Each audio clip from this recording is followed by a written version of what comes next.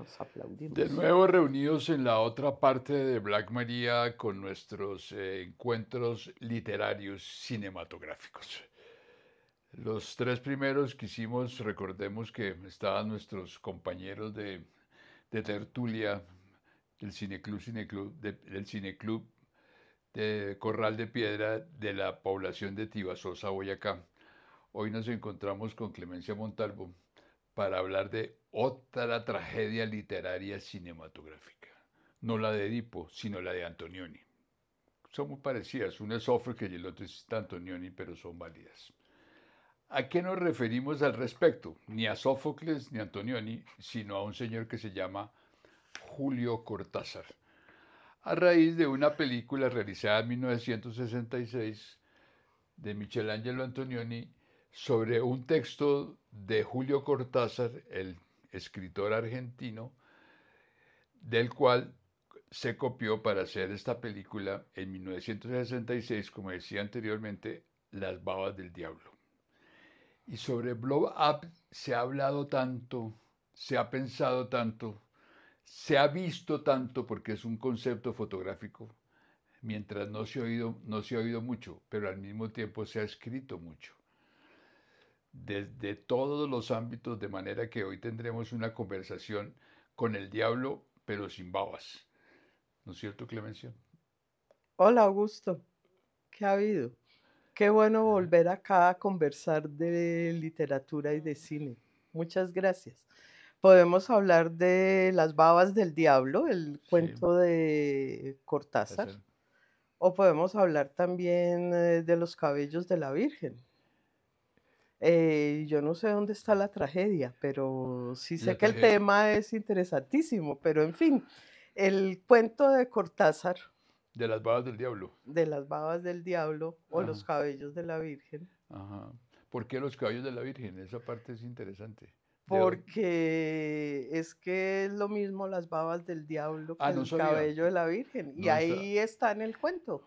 Pero Entonces hay que leer el interesante, cuento. interesante conocer esa doble faz. Esa doble faz de lo diabólico y de lo... Pero una pregunta de curiosidad tanto para mí como para los oyentes. El título original era Las babas del diablo. Así es que ese es el título, Y, pero y- la pregunta se la hace Cortázar en el desarrollo del cuento. Por ok, eso la gran invitación es a que se lean el cuento. correcto. Y si sabemos por qué se llaman las babas del diablo. No, realmente no estamos. Sabemos de las babas de Antonioni, pero no las del diablo. No, no, no, no, Las babas pero que tuvo esa se la Antonioni. dejamos para el final, la gran intriga. Las babas de Bueno, Antonioni que tuvo cuando se separó de Mónica Vitti. pero no, poniéndonos serios, esto es muy serio lo que vamos a hablar, Augusto, por favor. Por favor, procede. Eh, bueno, el cuento de Cortázar es uno de los cuentos más interesantes que tiene Cortázar. Fue su primer periodo, ¿no, verdad? Es del año 59, Ajá. ya llevaba un buen tiempo escribiendo cuentos. Y ya llevaba en París Lo, unos tantos años también, unos 5 o 6 años. sí, Cortázar va a París en el 51. Recordemos que Cortázar, como para hacer un poco, sin hacer su biografía, pero sí para ubicarnos un poco, acordémonos que Cortázar nace en 1914. En la misma fecha de Antonioni. Antonioni nace 2 añitos antes. Entonces sí, son de la misma época, más o menos. Y curiosamente, el uno es italiano, Antonioni. Cortázar nace en Bélgica, pero evidentemente es argentino, de padres argentinos y se traslada a Argentina. Pero los dos tienen una infancia en Europa, O sea, diríamos, de digamos, preguerra por el 12 de Antonioni y el 14 por el comienzo de la guerra. Y paradójicamente. Cortázar tiene que pasar esa infancia en Europa precisamente por la guerra. Ok. Entonces, sus recuerdos están en esa parte. Y eso es curioso, pero es un poco empezar a ver cómo se va configurando este escritor.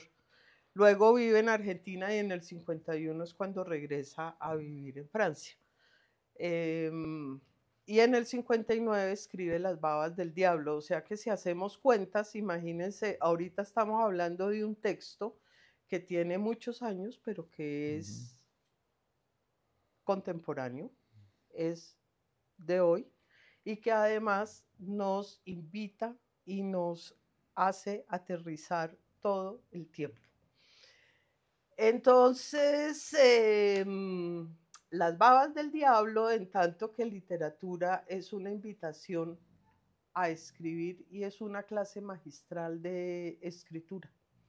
Esa es una forma de leer, pero es todo y es toda una lección sobre la fotografía y nos abre todo el pensamiento sobre fotografía y la discusión sobre el cine. Entonces, yo no sé de qué vamos a hablar nosotros. Vamos a hablar de literatura, de cine, de fotografía. De cómo el cine se convirtió en la fotografía de la literatura para que todos leamos cuando veamos la película. O, dicho de otra manera, cómo jugamos con... Esa es jugar es una rayuela. Puede ser, pero es que resulta que para Cortázar la literatura, la escritura, es un juego. ¿Es un juego? Es un juego. Él la concibe precisamente como un juego. Y por eso nos invita a nosotros los lectores a jugar. García Márquez se demoró 100 años en escribirla y Netflix la volvió un juego. No, Netflix la volvió una serie. Una serie de juegos. Bueno, el caso es que desde la primera palabra que enfrentamos el texto de Cortázar, encontramos la invitación a jugar. Ok. Y él empieza a preguntarse por qué persona asume la narración. Por eso es tan importante. ¿Por qué pudo interesarse Antonioni? Eso lo debes conocer tú más que yo. Pero perdón, como director de cine. Ahí abrió un paréntesis cuando dices que hay alguien que le interesa a quien la conoce, pero según el tratamiento se puede decir que parte del concepto de la imagen, de la fotografía. ¿O me equivoco? No te equivocas, yo me perdí. ¿En dónde? Cortázar piensa en la fotografía como un personaje. Cortázar piensa en la fotografía como un personaje y la fotografía lo lleva al cine porque es que esa fotografía empieza no solo a moverse, que es en el momento en que se vuelve cine. Y no sabemos si eso fue lo que vio Antonioni y por eso se entusiasmó. Porque parece ser que Antonioni leyó el cuento y le gustó muchísimo y por eso decidió hacer una película. Correcto. Cabría en ese orden de ideas para los que nos están escuchando esa mítica frase de Jean Cocteau, francés, poeta, que dice que el cine es el único arte que filma la muerte trabajando. En este caso sería el cine es el único arte que filma la literatura escribiendo.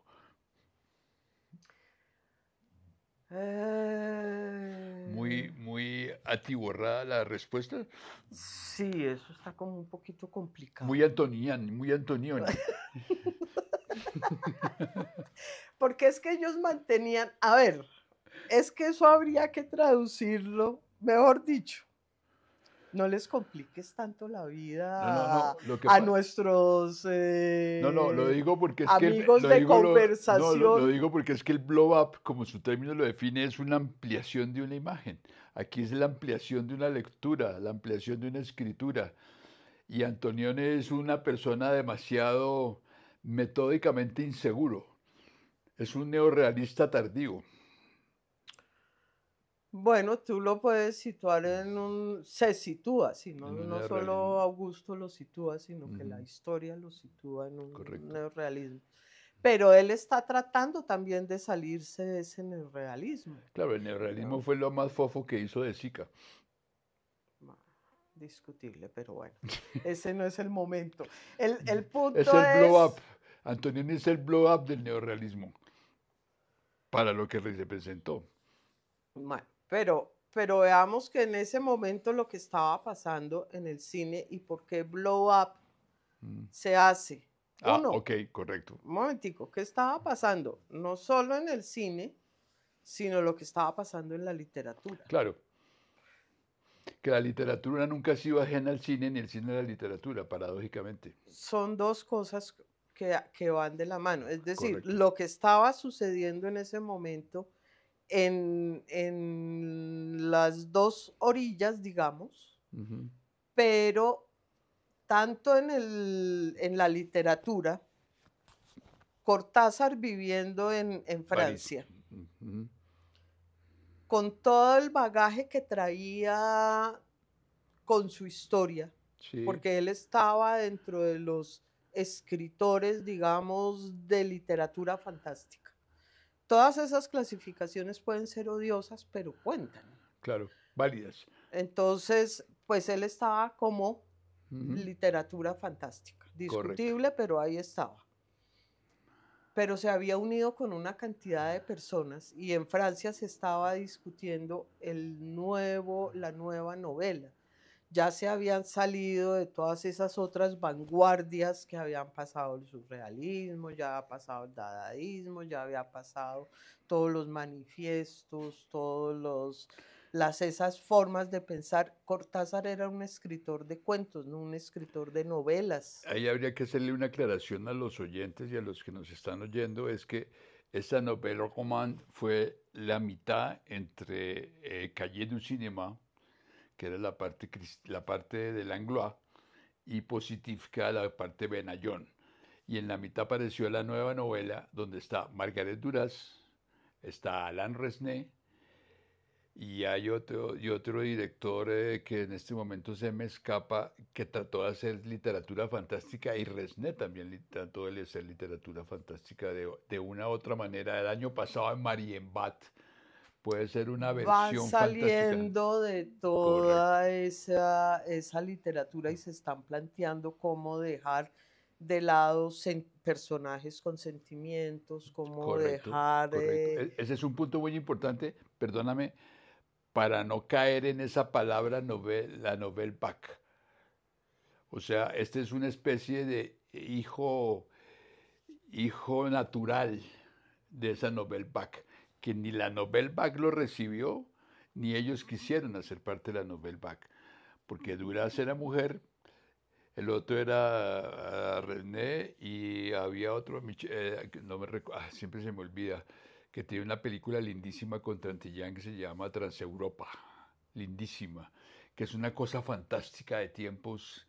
Bueno, ya me acordaré con perdón de todos, pero hay un punto de inflexión que es importante de eso de la novela román, que paradójicamente se me ocurre con lo que estamos diciendo, que Cortázar hace parte como una especie de satélite volando en torno a todo ese movimiento. Claro, es que eso es lo que hay que ver y Antonioni no es ajeno a todo eso. Bien cierto que está en Italia.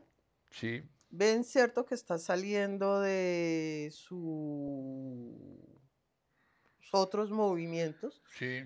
Pero en Londres, donde sucede Blow Up, están pasando muchas otras cosas también. Claro. Entonces no podemos ver todo uniforme. Ahora, hay un elemento interesantísimo ahí, que es otro personaje con el que trabaja Cortázar y que más adelante también vamos a encontrar con Antonioni, que es Italo Calvino.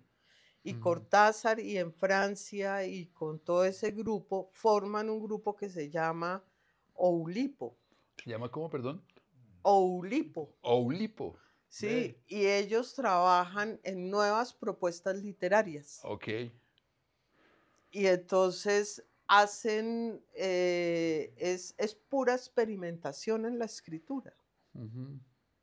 O sea, Entonces estaban haciendo búsquedas muy interesantes. Eso tuvo que haber sido una locura. Una tendencia paralela a la novela román, se podría decir. Eso le mezclan todo tipo de propuestas. Es puro experimental. Entonces, no, pues es que ahí nos podemos engolosinar. ¿De qué era que íbamos a hablar? No, que me hace pensar en algo como para encontrar un principio, un desarrollo y un final. El principio podíamos ubicarlos cuando Chaplin sale, que son los letristas, y aparecen los situacionistas con Guy Debord, que se arma un escándalo del carajo, surge la nueva ola y la novela román, y terminan todos perdidos en un mayo del 68, donde el mundo comienza otra vez. Eso es interesante para hacer una sinopsis histórica de ese movimiento, donde sale ganando la literatura porque no muere, pero se vuelve más eterna. Bueno, el cuento es, más bien hagamos un guión. Ok. Entonces, ya tenemos a Cortázar que escribe su cuento, sí. Las babas del diablo. Su cuento fascina a Antonioni. En el cuento Las babas del diablo tenemos, de una manera muy general, una bella historia sobre una fotografía que es tomada. Sí. No sabemos, en principio, si la fotografía es realmente el centro del cuento. No lo sabemos. Y no sabemos si eso fue lo que Antonioni vio y se interesa por hacer una película. Correcto. ¿Qué es lo interesante en esto? Y por eso tengo yo acá una cámara. Mira que ahorita, siglo XXI, 2025, esto ya nosotros no lo tenemos. Y es todo el tema de la fotografía en cuanto al objetivo y lo subjetivo, la imagen. O sea, lo análogo, no lo digital. Sí, para ser más claros. Y entonces ahí viene la gran discusión, porque en eso es que están basados tanto la fotografía como el cine y la discusión en ese entonces. Acordémonos, años 60. Correcto. Y ese es el cuento de Cortázar y esa es la película cuando tú la analizas. Que en ese sentido, si le damos un tratamiento del año 60, podemos coger el cine norteamericano cuando hablan del cine verdad, el movimiento neorrealista neoyorquino con Cassavetes, la realidad virtual de la fotografía, no de la fotografía, sino del cine y del periodismo, porque la televisión obliga a los norteamericanos a filmar en cine, no en cámaras de video. Entonces hay una realidad inmediata análoga sobre un celuloide y no sobre una cosa de video, como para darle contexto a todo.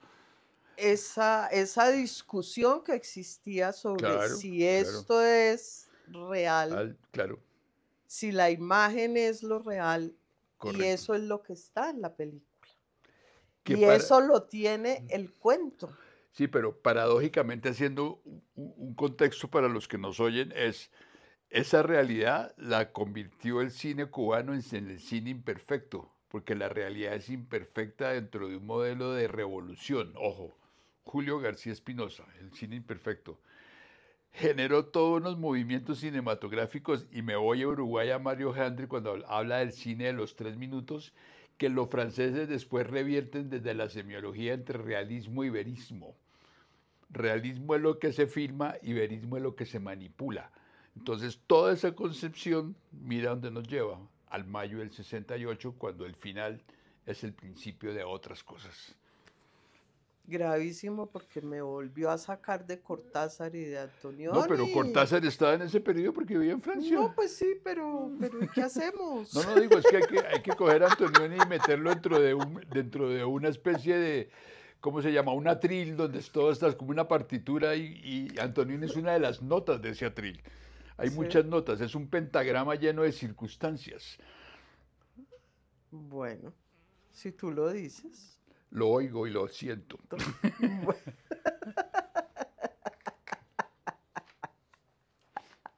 problema de esta charla es tan Antonio, parece. Ella es Mónica Vitti y yo soy el director. Por Dios.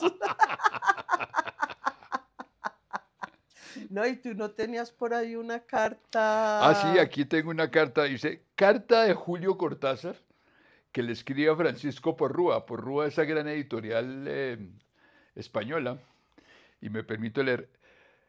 Dice la carta, Porrúa trabajó para Suramérica, para Ah, Suramericana, que era también una editorial. fue la editorial, sí, ese primer.